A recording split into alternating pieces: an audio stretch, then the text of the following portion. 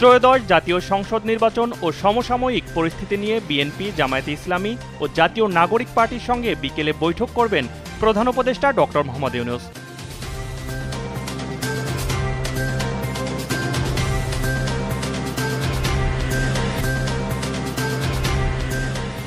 Dhaka medical college হাসপাতালে আইসিইউতে চিকিৎসাধীন গণ অধিকার পরিষদের সভাপতি নুরুল হক নূরের শারীরিক অবস্থা ধীরে ধীরে উন্নতি হচ্ছে বলে জানিয়েছেন হাসপাতাল পরিচালক ব্রিগেডিয়ার জেনারেল মোহাম্মদ আসাদুজ্জামান।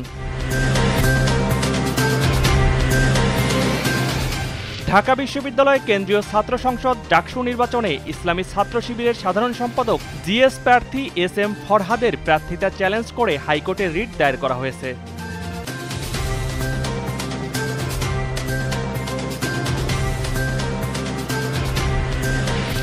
ফিলিস্তিনের অবরুদ্ধ গাজা উপত্যকার বিভিন্ন স্থানে ইসরায়েলি হামলায় একদিনে আরও ৭৭ ফিলিস্তিনি নিহত হয়েছেন। এর মধ্যে কেবল গাজা নগরীতেই প্রাণ হারিয়েছেন ৪৭ জন।